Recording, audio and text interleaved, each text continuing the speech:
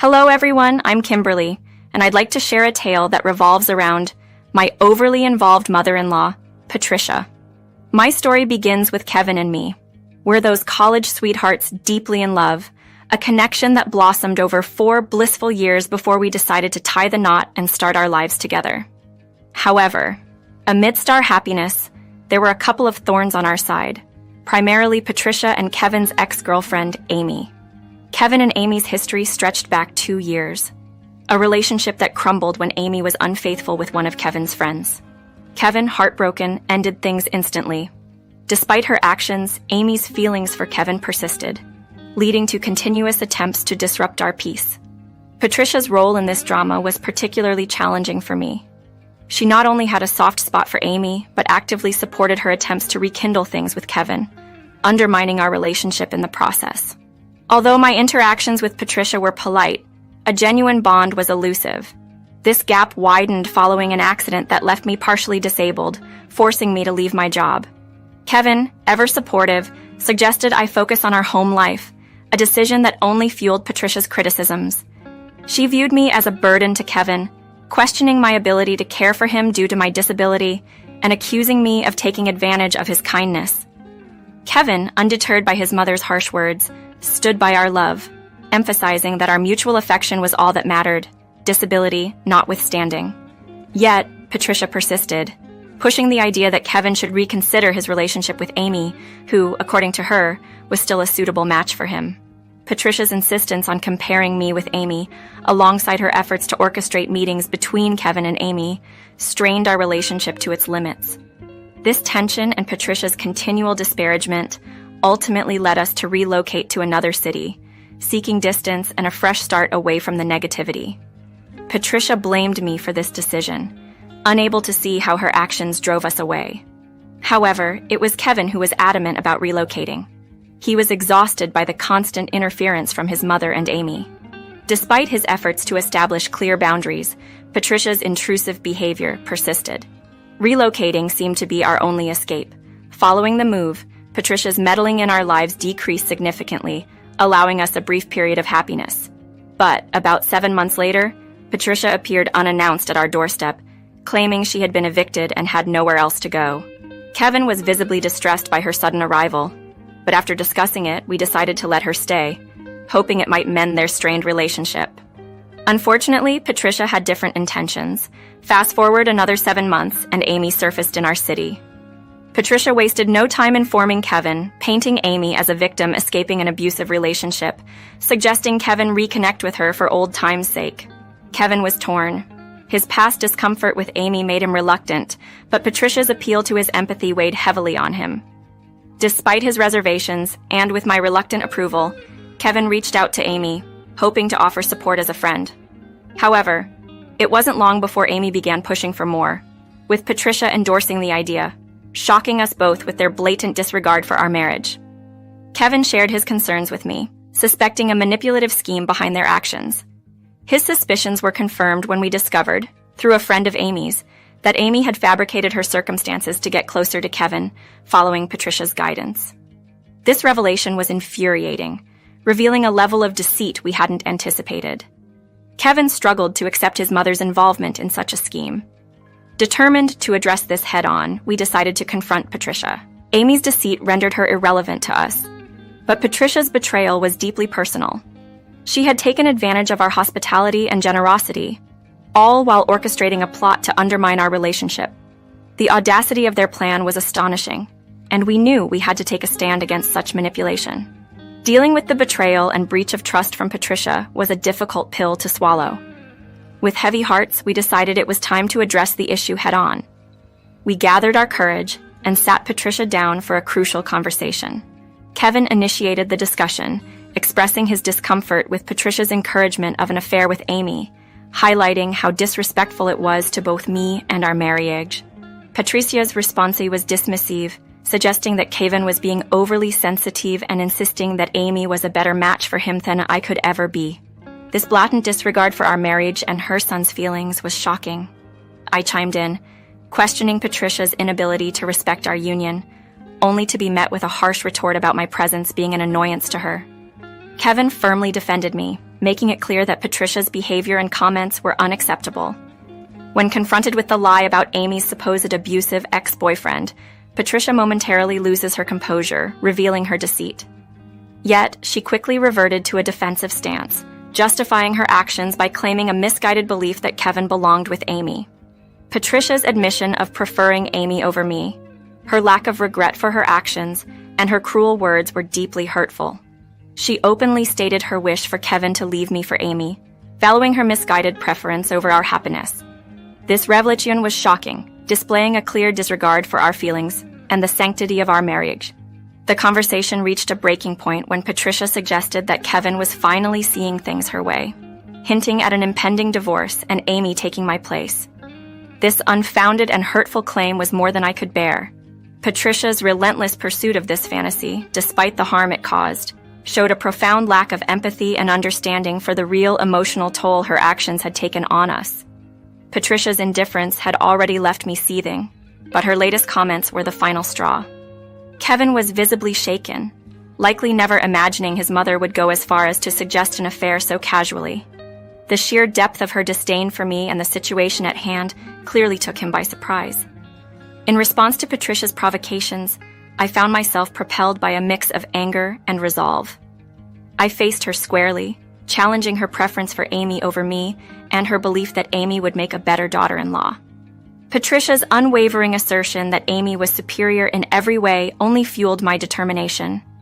With a calm yet firm tone, born out of sheer frustration, I informed Patricia that her time in our house was over. She could either choose to live with Amy, whom she so adored, or find another place, but she could not stay with us any longer. I suggested she make arrangements to move out within the next few weeks.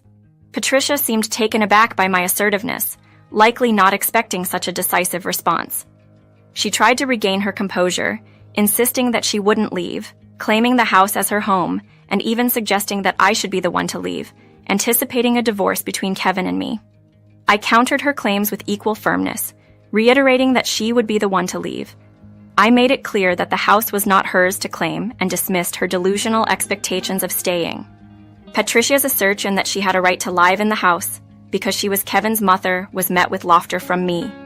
Her assumption that Kevin would side with her and Amy, and that I was somehow the outsider in my own home, was absurd. Patricia's confusion at my reaction, coupled with Kevin's growing anger towards her, underscored the absurdity of the situation. She had indeed brought out the big guns, but her arguments were based on faulty assumptions and wishful thinking rather than the reality of our shared life and home. As Patricia continued to insist on her son's ownership of the house and her place in it, I couldn't help but laugh at the absurdity of her claims. Her belief in a scenario where she, Kevin, and Amy would live happily ever after in our home, excluding me, was not just delusional, but also a gross underestimation of the strength and resilience of our marriage. Patricia was convinced that Kevin would eventually leave me for Amy, imagining a future where they were together. Mom, where are you getting these ideas? Do you honestly believe I'd betray the woman I love? Kevin's frustration was palpable as he confronted his mother's unfounded beliefs. Patricia tried to justify her actions by claiming she gave Amy Kevin's number because Amy was supposedly distraught over losing him. She argued that Kevin shouldn't settle for me when he could be with Amy, whom she believed he truly loved. Kevin stood his ground firmly, reiterating his dedication to me. Mom, I'm going to say this one last time. I'm not leaving Kimberly. She's my everything, and Amy is in the past. I've made this clear to everyone involved. Patricia seemed taken aback by Kevin's fierce loyalty and defense of our marriage, clearly not expecting such a strong rebuke from her son. In response to Patricia's obstinate fantasy, I let her know in no uncertain terms that her manipulation and interference were unwelcome. When I told Patricia it was time for her to find a new place to live, she was in disbelief, insisting Kevin was just upset and would eventually come around to her way of thinking. Patricia's refusal to accept the reality that Kevin and I were united against her scheme was staggering. She even went so far as to claim that the house was Kevin's and that he could decide who stayed and who left. That's when I revealed a piece of crucial information that left her speechless. The house was actually mine, purchased with my inheritance. This revelation shattered her assumptions about my role and capabilities within our family. Despite my previous attempts to maintain a cordial relationship with Patricia, it became clear that her presence in our home was nothing short of toxic. Her relentless attempts to sabotage my marriage under the guise of caring for Kevin were egregious. The fact that she had been living comfortably off us while plotting to break us apart only added insult to injury. Yet, even faced with the truth about the house and Kevin's unwavering commitment to our marriage, Patricia's delusions remained firmly intact. Her refusal to accept the reality of the situation was a stark reminder of her willingness to go to great lengths to see her own desires fulfilled, regardless of the harm it caused. When Patricia accused me of lying about the ownership of the house, Kevin stepped in to confirm the truth. The house was indeed mine, bought with my inheritance. This revelation seemed to shock Patricia into silence, especially as Kevin made it clear he supported my decision. Despite this, Patricia clung to the hope that Kevin would intervene on her behalf, believing he wouldn't allow his mother to be evicted. "Mom, Kimberly is the owner of the house, and we will respect her decisions," Kevin stated firmly. Patricia's assumption that marital ties made it equally Kevin's house, and thus he would shield her from any consequences, quickly crumbled under the weight of reality. Kevin's resolve was clear. "Even if this was my house, Mom, your actions have gone too far. You've tried to sabotage my marriage. Why would I let that slide?" Patricia's realization that her son was serious about enforcing my decision to have her move out sent her into a state of panic. In a last-ditch effort to garner sympathy, Patricia began to cry, attempting to portray herself as a misguided victim who only wanted the best for Kevin. However, both Kevin and I were unmoved by her tears, seeing them for the manipulative tactic they were. "Mom, you intended to break up my marriage. That's unforgivable," Kevin declared. He reminded her of the generosity we had shown by providing for her, only for her to repay us with deceit and manipulation. It was clear that her stay in our home was over, and any future relationship would need serious reconsideration. Kevin's stance was unwavering, marking a definitive end to Patricia's influence in our household. He understood the importance of standing by me, emphasizing that her betrayal was not something we could overlook. Patricia was to leave our home and give us the space we needed to heal and decide if any form of relationship could be salvaged in the future. This was a pivotal moment for us, one where Kevin proved his dedication to our marriage, and to set boundaries with his mother. Patricia's eviction wasn't just about reclaiming our space. It was a necessary step in protecting the sanctity of our relationship and ensuring our home remained a place of love and trust. Patricia's situation had spiraled beyond her control. What she envisioned as a future with Kevin and Amy together had crumbled, leaving her facing eviction and a severed relationship with her son. In desperation, she pleaded with us, arguing that her actions were a minor error and promising to speak with Amy about backing off. Despite her pleas, our decision was firm. The damage was done, and her betrayal was too great to overlook. We requested a move-out date within the month, emphasizing the finality of our decision. Patricia attempted to appeal to the familial bond, claiming she was ready to mend our relationship and that we could overcome this hurdle together. However, my patience had worn thin, and her reluctance to provide a specific moving date led me to pursue an eviction notice, a step I hoped would underscore the seriousness of the situation. Patricia, shocked by my resolve, turned to Kevin, hoping for his support. But Kevin stood by me, even offering to help pack her bags, signaling a united front against her manipulations.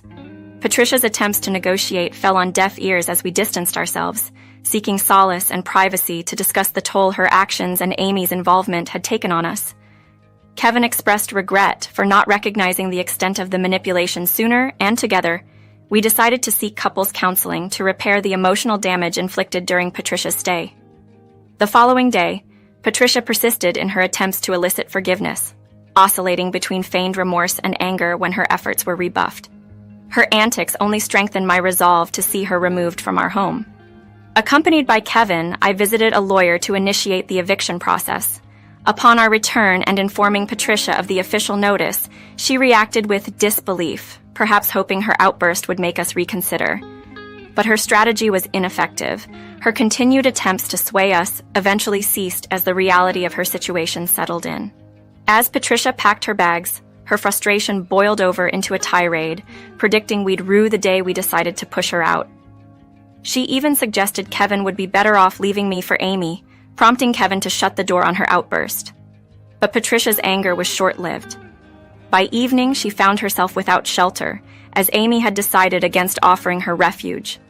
This came after Kevin sent Amy a clear message to stay away from us, culminating in him blocking her contact. Finding herself unwelcome at Amy's and desperate for somewhere to stay, Patricia returned to our doorstep, bags in tow, pleading for entry. The answer, however, remained a steadfast no. Her situation had grown dire enough to force her onto an emergency flight to her sister's place in another state.